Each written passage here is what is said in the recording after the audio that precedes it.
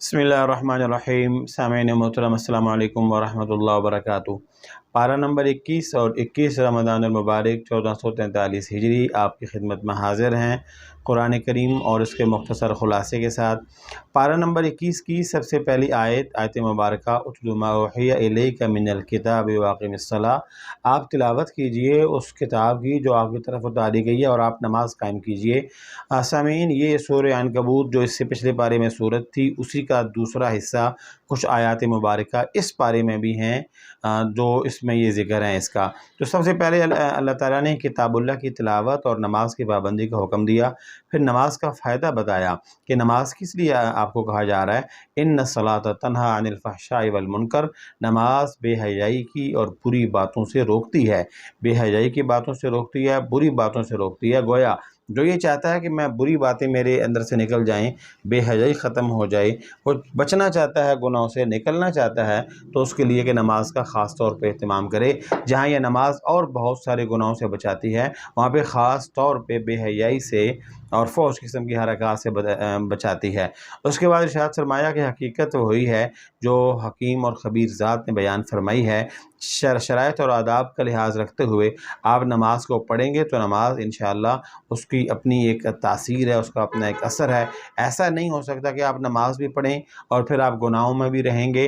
वैसे भी नमाज की बरकत से अल्लाह ताला गुनाह माफ़ फरमाता है, लेकिन इंसान के जिस्म में, दिल दिमाग में, अंदर में रूहानियत बसना शुरू हो जाती है, आ जाती है। और उस रूहानियत का ख़ास तौर पे ये ख़ासा ये होता है कि वो आपको आपकी रब से जोड़ती है। असल में हमारी नमाज़ें तो हैं, लेकिन नमाज़ें रूह की नमाज हमारी नहीं है, जिस्म की नमाज अभी हमारी है। हम जो नमाज़ पढ़ रहे होते हैं, हमारी आंखें कहीं, हमारे कान कहीं, हाथ कभी यहाँ खुजली हो रही होती है, कभी कपड़े ठीक कर रहे होते हैं, तो ध्यान से, तवज्जो से, खुशू और खुदू से हम नमाज़ पढ़ते नहीं। वरना कोई वजह नहीं है कि जब इंसान पूरे आदाब के साथ और पूरे उसलूब के साथ और पूरे तवज्जो ध्यान के साथ, खुशू और खुजू के साथ जब रब के हुक्म को पूरा करता है, तो अल्लाह ताला सर से लेकर पाँव तक रूहानियत की वो कैफियत अता फरमाते हैं, वो नूरानी कैफियत अता फरमाते हैं कि इंसान का दिल वो अल्लाह का अर्श बन जाता है। उसके दिल दिमाग से गुनाहों की मोहब्बत, नाफरमानी की मोहब्बत और ये सारी चीज़ें उसके जिस्म से, उसके दिल दिमाग से दूर हो जाती हैं।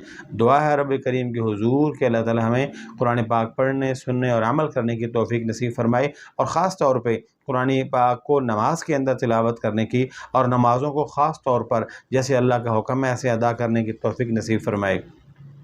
इसके बाद इरशाद फरमाया कुरान पाक मौजिज़ा है अल्लाह ताला की तरफ से। कल भी मौजिज़ा था और आइंदा कल भी मौजिज़ा रहेगा। कोई मखलूक़ात में से अल्लाह के इस मौजिज़े का मुकाबला नहीं कर सकता, इसका इस जैसा नहीं बना सकता और इसका मुकाबला नहीं कर सकता। ये मौजिज़ा आजिज़ कर देने वाला, सारी कायनात को इसने आजिज़ कर दी है, कोई कुरान का सानी नहीं ला सकता। और उसके बाद इस सूरत मुबारका में जो आखिरी आयत है तकरीबन इरशाद रब्बानी है, वल्लज़ीना जाहदू फ़ीना लनहदियन्नहुम सुबुलना व इन्नल्लाहा लमअल मुहसिनीन।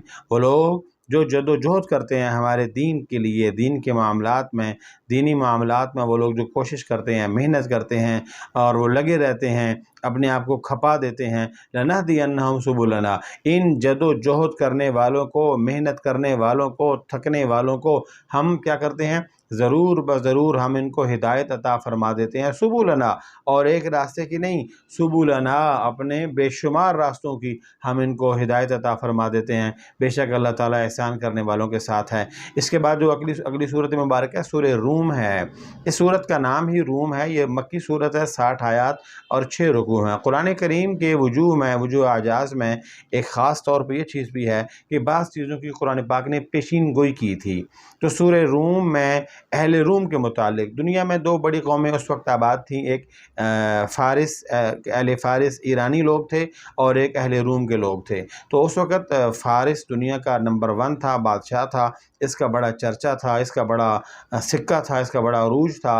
लेकिन जो रूमी लोग थे, ख़ास तौर पे यूरोप के जो लोग थे, इनकी बहुत बुरी हालत थी, माली तौर पर भी बहुत कमज़ोर थे और مقابلہ بھی نہیں کر سکتے تھے، اور اندرونی طور پہ بھی ان کی جو ملک کی حالت تھی وہ ابتر تھی، بہت بری حالت تھی، اندرونی بیرونی خلفشاریوں کا مکمل طور پہ یہ شکار تھا۔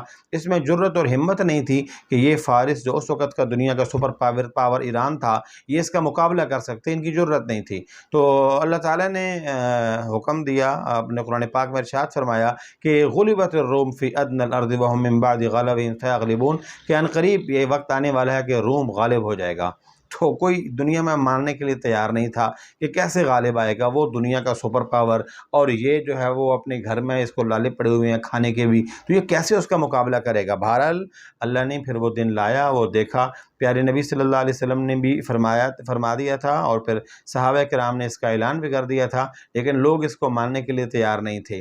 جو قرآن پاک نے یہ خبر دی تھی، اس وقت ایرانی رومیوں پر پوری طرح چھائے ہوئے تھے، اور رومی سلطنت زندگی اور موت کی کشمکش میں مبتلا تھی، ان کی اپنی حالت بہت خراب تھی۔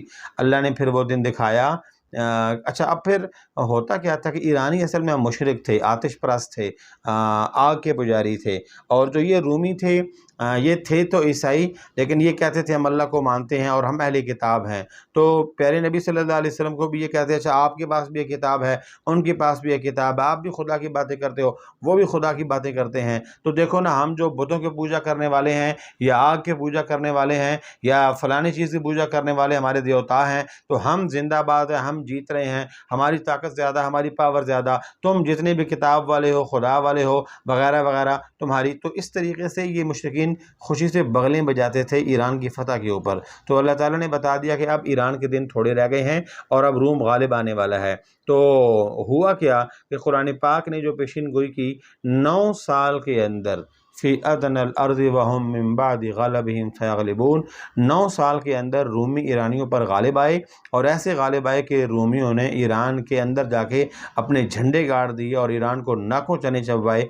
تو اس طریقے سے ٹھیک 9 سال کے بعد قرآن پاک کی یہ عظیم شان پیشین گوئی پوری ہوئی۔ رومیوں نے ایران کے جاہ و جلال کو اپنے پیروں تلے رون دیا، اور سلطنت ایران کے قلب میں جا کے ایرانی جھنڈے کو اتار پھینکا، اور روم کے جھنڈے کو وہاں پہ نصب کر دیا تھا۔ تو یہ تو ایک شروع میں پیشین گوئی تھی۔ اس کے علاوہ اس صورت میں اہم مضامین اللہ تعالیٰ نے بیان کیے ہیں۔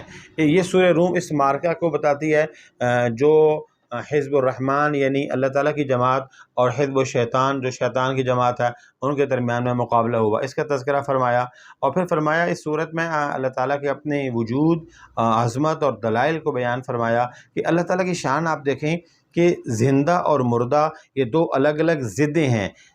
زندہ مردہ کی ضد ہے، مردہ زندہ کی ضد ہے۔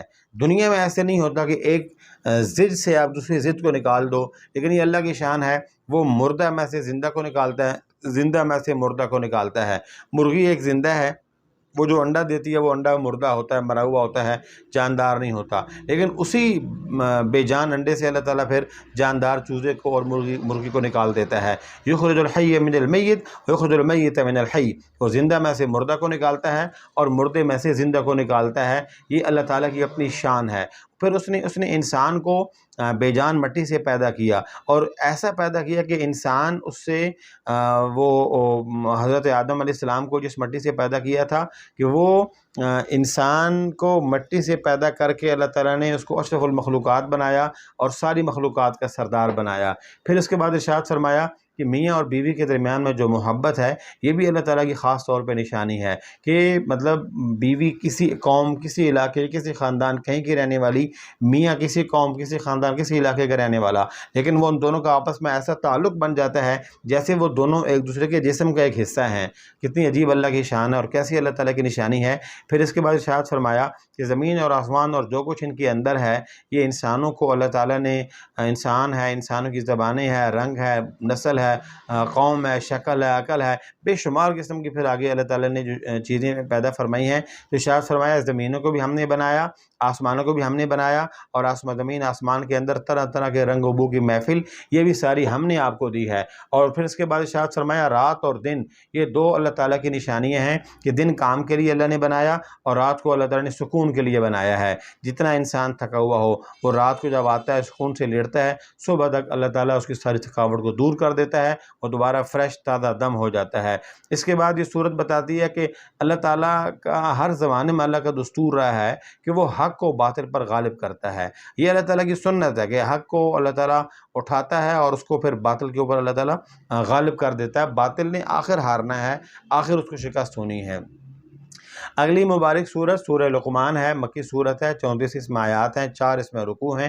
اس صورت کی ابتدا نبی کریم صلی اللہ علیہ وسلم کا وہ جو مستقل ایک معجزہ، یہاں پہ بھی تلک آیات الکتاب المبین، ارشاد فرمایا کہ اللہ تعالیٰ کی مقدس کتاب ہے اور وہ بڑی کتاب ہے، عظمتوں سے بھری ہوئی ہے۔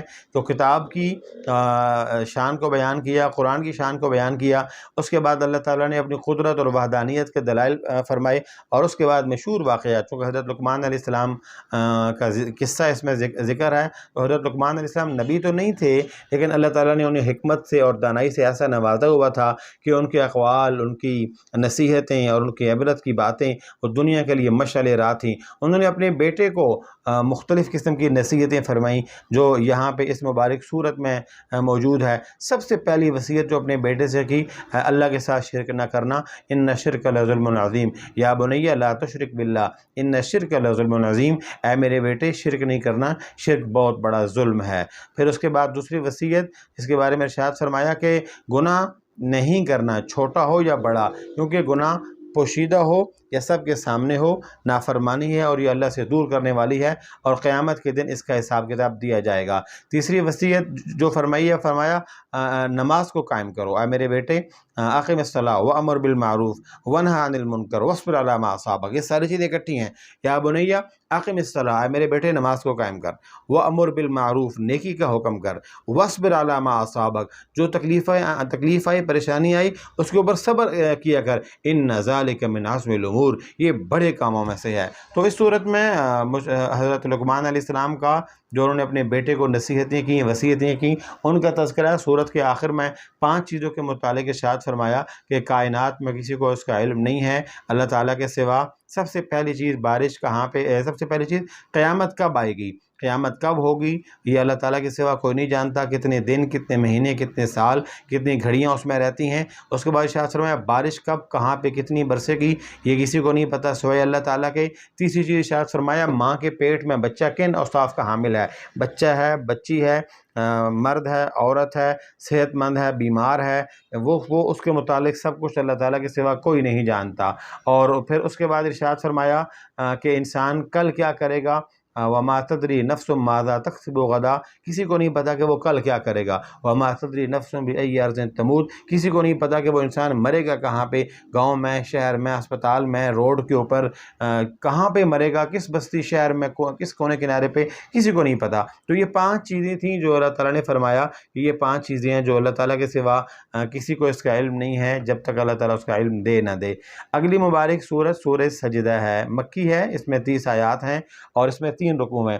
اس صورت میں بھی جو عام مضامین بیان ہوئے ہیں، صورت کی ابتدا میں پھر وہی قرآن پاک کی حقانیت کا، قرآن پاک کی سچائی کا اور اس کی حقانیت کا تذکرہ ہے، اس کے اعجاز کا بیان ہے، اس کے معجزہ ہونے کی طرف جو ہے وہ رہنمائی کی گئی ہے۔ یہ صورت بھی اللہ تعالیٰ کی وحدانیت، چونکہ مکی صورت ہے، وحدانیت کو اور قدرت کو بیان کرتی ہے۔ اور اس کے بعد پھر اس میں اللہ تعالیٰ نے مزید صورت کے اختتام میں حضرت موسیٰ علیہ السلام کا ذکر فرمایا۔ اس میں خاص طور پہ ایک بات یہ عرض کر دوں کہ ارشاد فرمایا مبارک آیت میں ہے کہ اللہ تعالیٰ نے اپنے جو ہے وہ نیک لوگوں کے لیے ایسی چیزیں چھپا کے رکھی ہوئی ہیں کہ وہ ان کی آنکھوں کے لیے ٹھنڈک کا سامان ہے۔ اور وہ کون لوگ ہیں کہ وہ دنیا میں اللہ کے سامنے جھکے رہتے ہیں، وہ راتوں کو اپنے بستر سے ان کے پہلو دور رہتے ہیں اور وہ اللہ کے عذاب سے ڈرتے ہیں، رحمت کی امید رکھتے ہیں۔ تو یہ تہجد پڑھنے والوں کے متعلق، رات کو اٹھ کے عبادت کرنے والوں کے متعلق ارشاد فرمایا۔ پھر یہ ارشاد فرمایا کوئی انسان، کوئی جی نہیں جانتا کہ آخرت میں ان کی آنکھوں کی ٹھنڈک کا کیا سامان ہم نے بنایا ہے، اور یہ ہم ان کو کیا صلہ دینے جا رہے ہیں، یہ انہی لوگوں کے متعلق ہے جو رات کو اٹھ کے تتجافى جنوبهم عن المضاجع يدعون ربهم خوفا وطمعا ومما رزقناهم ينفقون، جن کے پہلو ان کے بستر سے دور رہتے ہیں، بستر پہ نہیں بلکہ مصلی پہ بیٹھے ہوتے ہیں، اور یدعون ربهم خوفا وطمعا، وہ پکارتے ہیں اپنے رب کو کبھی خوف میں اور کبھی شوق میں، ومما رزقناهم ينفقون، اور جو ہم نے ان کو رزق دیا ہے اس میں سے وہ اللہ کے نام کے اوپر خرچ کرتے ہیں۔ سورت کے اختتام میں موسیٰ علیہ السلام کو تورات دیے جانے کا ذکر ہے، اور اس بات کی تنبیہ ہے کہ حضرت محمد صلی اللہ علیہ وسلم اور حضرت موسیٰ علیہ السلام کی رسالت میں بہت ساری مشابہت پائی جاتی ہے۔ اگلی مبارک سورت سورہ احزاب، احزاب حزب کی جمع جس کا معنی لشکر، مدنی صورت ہے، 73 اس میں آیات ہیں، 9 اس میں رکوع ہیں۔ 3 موضوعات کے متعلق اس صورت میں بحث کی گئی ہے: اجتماعی آداب، تشریعی احکام، اور بعض غزوے، مثلا غزوہ احزاب کا تذکرہ، غزوہ بنو قریظہ کا تذکرہ اس میں ہے۔ ان دونوں غزوات میں منافقین کی حالات کے اوپر اور ان کے کردار کی نشاندہی کی گئی ہے۔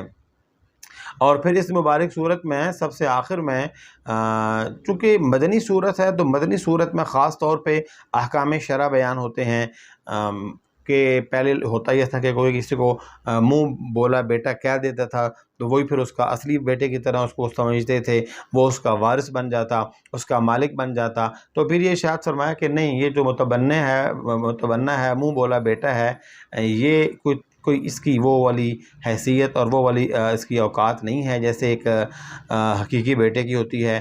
نہ یہ اس خاتون کا بیٹا بن سکتا ہے جو اس شخص کی بیوی ہے، اور اگر یہ بڑا ہوگا تو اس سے اس کا پردہ بھی ہوگا، اس کے لیے غیر محرم کا درجہ ہے۔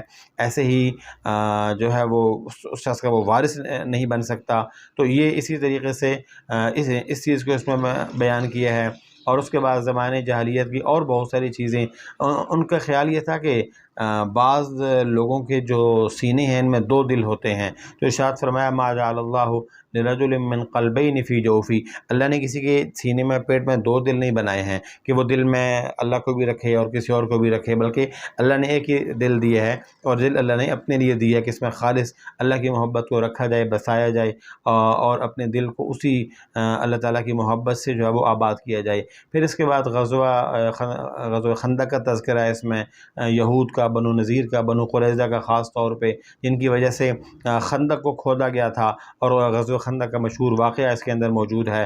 تو یہ اس مبارک صورت کے ساتھ اس پارے کا مختصر سا خلاصہ تھا۔ اللہ تعالی ہمیں عمل کرنے کی توفیق نصیب فرمائے۔